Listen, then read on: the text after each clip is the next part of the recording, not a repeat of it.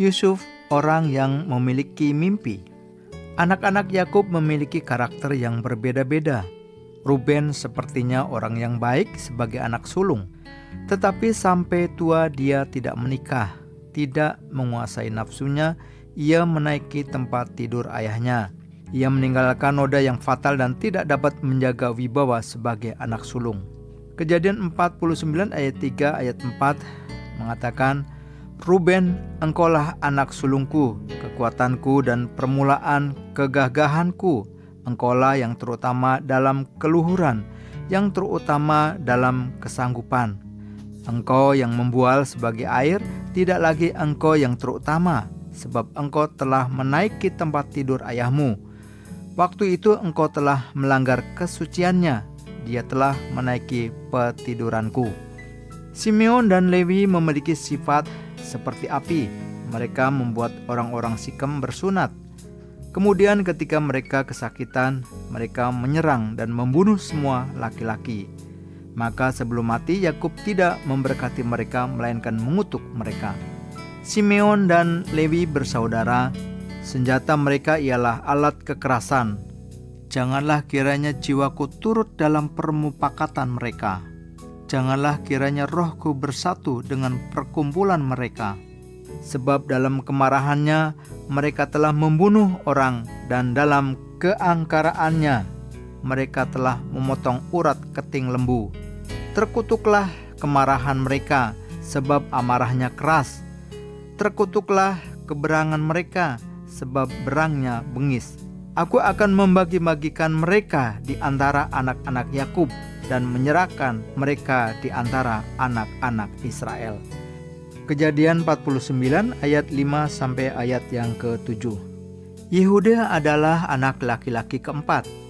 Ia mendapat anugerah ayahnya oleh karena pertobatan dan penyesalannya. Ia pernah menyarankan supaya menjual Yusuf kepada saudagar-saudagar. Setelah itu ia meninggalkan ayahnya. Ia pergi ke Hira, orang Adulam. Di situ ia mengambil istri dari anak perempuan Sua, orang Kanaan, lalu mendapat anak laki-laki. Tetapi dua anak laki-lakinya mati berturut-turut, istrinya juga mati. Kemudian ia bersetubuh dengan menantunya yang menyamar sebagai wanita sundal. Hal itu menjadi aib yang tidak dapat dilupakan seumur hidup. Dengan pengalaman itu ia menjadi rendah hati dan kembali ke sisi ayahnya, melakukan tugas sebagai anak sulung. Yakub memiliki banyak anak, namun yang mengerti hatinya adalah Yehuda.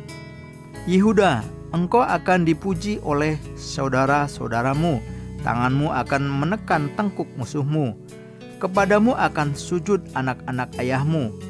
Yehuda adalah seperti anak singa, setelah menerkam, engkau naik ke suatu tempat yang tinggi. Hai anakku, ia meniarap dan berbaring seperti singa jantan atau seperti singa betina. Siapakah yang berani membangunkannya? Tongkat kerajaan tidak akan beranjak dari Yehuda ataupun lambang pemerintahan dari antara kakinya, sampai dia datang yang berhak atasnya. Maka kepadanya akan takluk bangsa-bangsa. Ia akan menambatkan keledainya pada pohon anggur dan anak keledainya pada pohon anggur pilihan. Ia akan mencuci pakaiannya dengan anggur dan bajunya dengan darah buah anggur. Matanya akan merah karena anggur dan giginya akan putih karena susu. Kejadian 49 ayat 8 sampai ayat yang ke-12. Anak yang paling disayangi oleh Yakub di antara anak-anaknya adalah Yusuf. Maka suasana keluarga kurang damai, tetapi kasih sayang Yakub terhadap Yusuf tidak berubah. Yusuf adalah seperti pohon buah-buahan yang muda. Pohon buah-buahan yang muda pada mata air. Dahan-dahannya naik mengatasi tembok. Walaupun pemanah-pemanah telah mengusiknya, memanahnya dan menyerbunya, namun panahnya tetap kokoh dan lengan tangannya tinggal lihat. Oleh pertolongan yang maha kuat pelindung Yakub, oleh sebab gembalanya gunung batu Israel, oleh Allah ayahmu yang akan menolong engkau, dan oleh Allah yang maha kuasa yang akan memberkati engkau dengan berkat dari langit di atas, dengan berkat samudera raya yang letaknya di bawah, dengan berkat buah dada dan kandungan, Berkat ayahmu melebihi berkat gunung-gunung yang sejak dahulu, yakni yang paling sedap di bukit-bukit yang berabad-abad. Semuanya itu akan turun ke atas kepala Yusuf, ke atas batu kepala orang yang teristimewa di antara saudara-saudaranya. Kejadian 49 ayat 22 sampai ayat yang ke-26.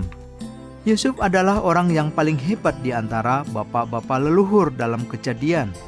Hikmat yang diberikan kepadanya mirip dengan hikmat yang diberikan kepada Daniel. Hal itu membuktikan bahwa yang memberi hikmat kepada Yusuf dan Daniel adalah sama. Banyak hal yang sama dalam keadaan mereka. Jabatan mereka mirip dan juga karunia dan kemuliaan yang mereka miliki. Itu semuanya menunjukkan tangan Tuhan Allah yang melindungi umatnya. Roh Tuhan berdiam di dalam mereka sehingga mereka mampu menafsirkan mimpi-mimpi orang lain. Roh Tuhan yang ada di dalam Yusuf sama dengan roh Tuhan yang ada di dalam Daniel. Yusuf adalah orang yang mendapat anugerah di depan Tuhan. Ia mendapat kasih sayang yang istimewa dari Yakub ayahnya. Ia mendapat kepercayaan dari Potifar. Ia mendapat anugerah dari kepala penjara. Ia mendapat anugerah dari Firaun. Orang yang berbahagia mendapat anugerah di depan Tuhan Allah dan di depan manusia. Demikian juga Daniel. Nuh dan Abraham adalah orang yang telah mendapat anugerah Tuhan Allah. Ishak dan Yakub juga orang yang telah mendapat anugerah Tuhan Allah. Daud juga telah mendapat anugerah Tuhan Allah. Salomo juga telah mendapat anugerah Tuhan Allah. Paulus juga telah mendapat anugerah Tuhan Allah. Ruth juga telah mendapat anugerah Tuhan Allah. Rahab, perempuan sundal, juga telah mendapat anugerah Tuhan Allah. Kehidupan Yusuf mirip dengan kehidupan Tuhan Yesus. Dibenci oleh saudara-saudaranya, dijual oleh tangan Yudas, mengampuni dosa dan kesalahan saudara-saudaranya. Penyamun di satu sisi terbuang dan penyamun di satu sisi diselamatkan.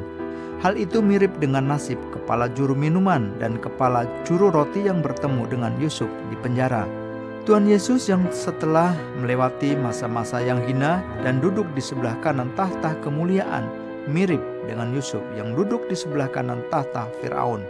Seperti Firaun mempercayakan segala kuasa kepada Yusuf, Tuhan Allah telah memberikan segala kuasa di bumi dan di surga kepada Tuhan Yesus. Maka orang-orang mengatakan Yusuf seperti bayangan Tuhan Yesus. Yusuf mengampuni dan mengasihi musuh. Hikmat dari Tuhan penuh kepada Yusuf. Ketika ia melihat kakak-kakaknya yang datang mencari makanan, bangkitlah rasa ingin tahu apakah Benyamin adiknya dibiarkan hidup oleh mereka. Karena 11 bersaudara, namun tidak semuanya datang. Benyamin tidak datang bersama mereka. Pada saat itu dengan hikmat yang luar biasa, ia menuduh mereka sebagai mata-mata dan akhirnya ia mengetahui masih ada seorang adik mereka. Hikmat seperti itu tidak bisa keluar dengan usaha, melainkan dengan hikmat yang diberikan dalam sekejap waktu. Kemudian ketika mereka membawa Benyamin, Yusuf menguji lagi untuk mengetahui apakah mereka mengasihi Benyamin sebagai saudara mereka. Jika mereka membenci Benyamin, maka akan jelas kelihatan air muka dan sikap kakak-kakaknya ketika diketemukan piala di dalam karung Benyamin. Hikmat seperti ini semuanya adalah karunia yang diberikan oleh Roh Tuhan. Yusuf sebagai politikus memiliki semuanya kecakapan sebagai seorang pemimpin. Ia pernah menguji saudara-saudaranya dengan memasukkan kembali uang mereka ke dalam karung mereka, namun mereka membawa kembali uang itu. Ia berusaha untuk mengetahui apakah Benyamin masih hidup. Dan dengan ujian itu, ia mengetahui bahwa kakak-kakaknya telah berubah dari saat ketika mereka menjual Yusuf. Dahulu mereka tidak memperhatikan hati ayah mereka, tetapi sekarang mereka bersusah hati untuk melindungi ayah mereka. Khususnya Yehuda telah berubah banyak. Yusuf yang melihat hal-hal itu sangat terharu dan bersyukur karena ia menyadari telah ada perlindungan dari kehendak Tuhan Allah dalam semua sejarah itu. Di dalam benak Yusuf 1000 rasa silih berganti dan penuh dengan keharuan yang tidak dapat diungkapkan. Ia menyadari segala sesuatu tergantung pada kehendak Tuhan Allah dan bukan kepada tangan manusia. Ia teringat akan mimpinya pada saat kecil. Semuanya adalah rencana Tuhan Allah, bukan rencana manusia. Ia merasa bersalah karena ia pernah mengeluh tentang kakak-kakaknya dalam hati meskipun hanya sejenak. Allah turut bekerja dalam segala sesuatu untuk mendatangkan kebaikan bagi mereka yang mengasihi Dia, yaitu bagi mereka yang terpanggil sesuai dengan rencana Allah. Roma 8 ayat 28.